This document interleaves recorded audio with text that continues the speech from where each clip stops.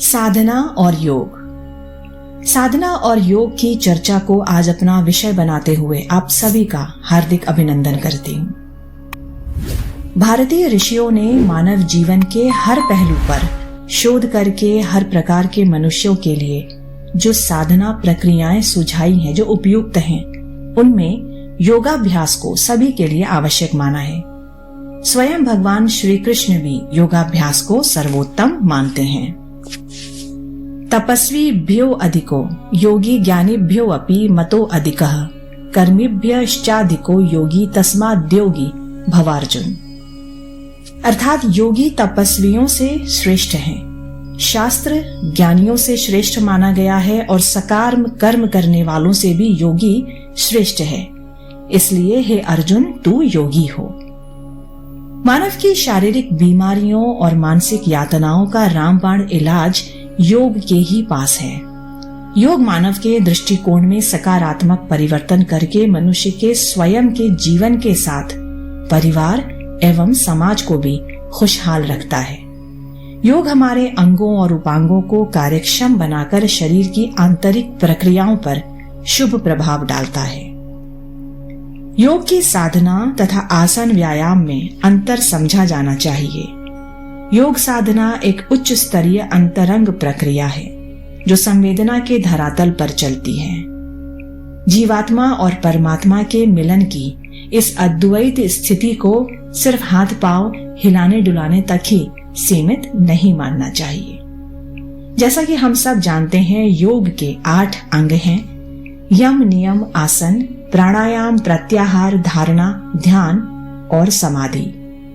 अहिंसा, सत्य, अस्तेय, ब्रह्मचर्य और अपरिग्रह यम है तथा शौच, संतोष, तप, स्वाध्याय और ईश्वर प्राणिधान नियम है। यम और नियम चरित्र निर्माण के लिए अति आवश्यक है। योगासन और प्राणायाम शरीर को निरोग रखने के लिए आवश्यक है। ये हठयोग की प्रक्रियाएं हैं जो राजयोग की सफलता में सहायक हैं तथा प्रत्याहार, धारणा, ध्यान और समाधि मानसिक प्रक्रियाएं हैं जो मन को संयमित कर जीवात्मा को परमात्मा से मिलाती हैं। ध्यान की गहराई मूलाधार चक्र में स्थित कुंडलिनी शक्ति को जागृत करती है जो जीवात्मा को परमात्मा से मिलन कराती है। दोस्तों, योग साधना जटिल तो होती है, इसलिए पग पग पर, कदम कदम पर गुरु के मार्गदर्शन की आवश्यकता होती है। मगर योग्य गुरु की उपलब्धि सबके लिए पॉसिबल नहीं है। कहते हैं गुरु चुनने के बारे में बहुत अवेयर होकर सावधान रहना चाहिए। आजकल सद्गुरु का मिलना दुर्लभ है क्योंकि ठगों की कालाबाजारी चल रही है और सही शिक्षक एकांतवासी हो गए हैं ताकि वे बिना किसी ऑब्स्टेकल, बाधा के स्वयं अनुभूति प्राप्त कर सकें। अतः गुरु की तलाश में जल्दबाजी बिल्कुल ना करें।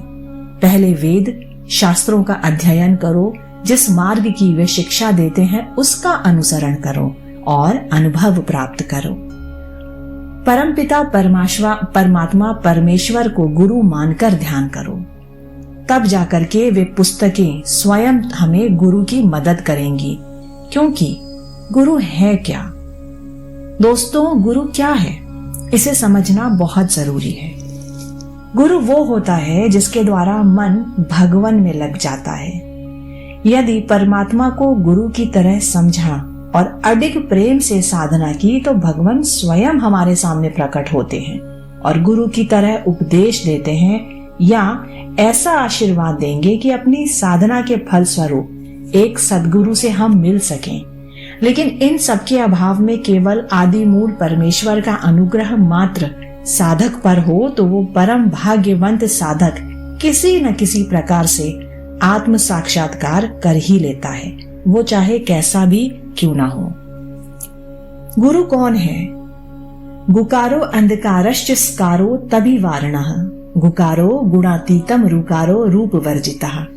अर्थात गु गुणातीत के लिए है, रू से रूप वर्जित अर्थात निराकार का आशय है। गु का एक और अर्थ अज्ञान का अंधकार भी होता है। अतः गुरु वही जो अज्ञान के अंधकार को दूर करे, जो स्वयं के आचरण द्वारा दूसरों को शिक्षित करे, वो आचार्य है। आज के तथाकथित गुरु ना तो आचार्य हैं और ना ही गुरु केवल शिक्षा देने वाला गुरु है, ऐसा बिल्कुल नहीं। गुरु तो सर्वशक्तिमान, सर्वज्ञानी और सर्वव्यापी है। वो स्वयं ईश्वर है। एक ही गुरु है और वो क्या है? वो स्वयं ईश्वर है। व्यक्ति को पूर्ण प्रयत्न से साधना करना है और ईश्वर को समर्पण करना है। फल तो ईश्वर को ही देना है। हमारे शास्त्र कहते हैं कि आध्यात्मिक साधना के लिए संसार को त्यागने की जरूरत नहीं, केवल राग यानी विषयासक्ति को त्यागने की आवश्यकता है। योगाभ्यास के लिए 3 मुख्य उपाय बताए गए हैं, जिनमें पहला है तत्व का गहरा अभ्यास, दूसरा प्राणों का निरोध और तीसरा है मन का निग्रह। तत्व अभ्यास के लिए पहला कदम जो है वो है ब्रह्म भाव का। जब साधक निश्चित रूप से ये समझ लेता है कि सृष्टि का आधार ब्रह्म ही है और व्यक्ति स्वयं ब्रह्म का ही अंश है, तो वो सांसारिक भेदभाव से ऊपर उठ जाता है। उसकी राग द्वेष की प्रवृत्तियां स्वयमेव शांत हो जाती हैं। लगातार इस तत्व ज्ञान का अभ्यास करने से उसकी भावना ब्रह्म भाव में दृढ़ हो जाती है।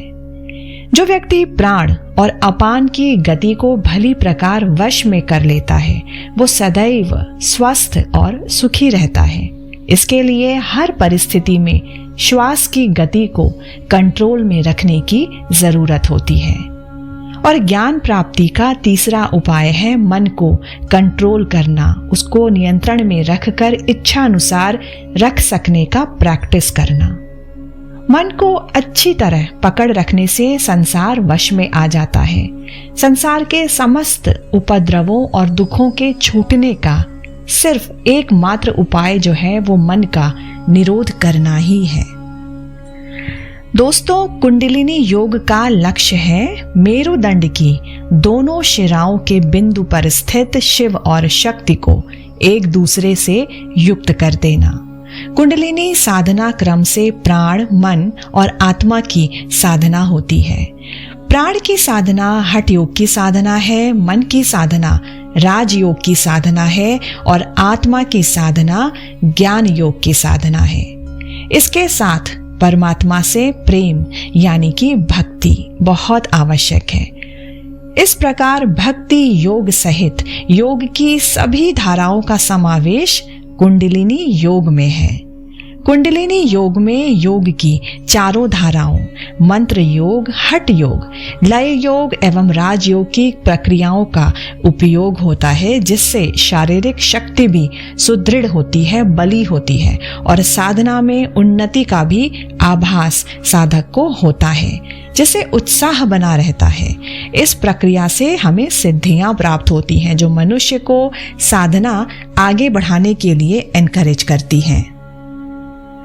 योगो ही बहुधा ब्रह्मन् भिदन् व्यवहारतः मंत्र योगो लयश्चैव हटो अगो राजयोग कहा। अर्थात व्यवहार की दृष्टि से योग के अनेक भेद हैं, मंत्र योग, लय योग, हठ योग और राजयोग। कुंडलिनी साधना ही महायोग है, क्योंकि ये योग के अनेक आयामों और विविध प्रक्रियाओं को अपने में समाहित करती है। कुंडलिनी साधना आंतरिक रूपांतरण और आंतरिक जागरण की एक विशेष वैज्ञानिक प्रक्रिया है, जिसका परिणाम है परम शांति, परम आनंद और परम सुख। और यदि हम वास्तव में आत्म साक्षात्कार करना चाहते हैं तो हमें परमात्मा जैसा ही विशाल और उदार अंतःकरण बनाना पड़ेगा तथा इसके लिए एक क्षुद्र मैं क्या है, अहंकार, उसका विसर्जन करना आवश्यक है।